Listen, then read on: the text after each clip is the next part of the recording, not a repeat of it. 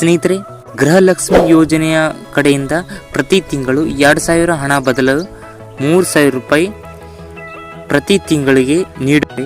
ಗೃಹಲಕ್ಷ್ಮಿ ಯೋಜನೆಯ ಕಡೆಯಿಂದ ಪ್ರತಿ ತಿಂಗಳು 2,000 ರೂಪಾಯಿ ಹಣ ನಿಮ್ಮ ಖಾತೆಗೆ ಬರುತ್ತಿದ್ದು, ಇನ್ನು ಮುಂದೆ ನಿಮ್ಮ ಖಾತೆಗೆ 3,000 ರೂಪಾಯಿ ಪ್ರತಿ ತಿಂಗಳು ಬರುತ್ತೆ.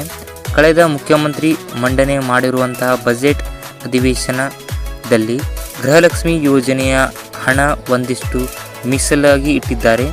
ಹಾಗೂ ಮುಂಬರುವ ಲೋಕಸಭೆ ಚುನಾವಣೆ ಇರುವುದರಿಂದ ರಾಜ್ಯ ಸರ್ಕಾರ ಎಲ್ಲ ಮಹಿಳೆಯರಿಗೆ 2,000 ರೂಪಾಯಿ ಬದಲು 3,000 ರೂಪಾಯಿ ಹಣವನ್ನು ನೀಡಬೇಕಾಗಿ ಎಂಬ ಉದ್ದೇಶವನ್ನು ಹೊಂದಿದೆ.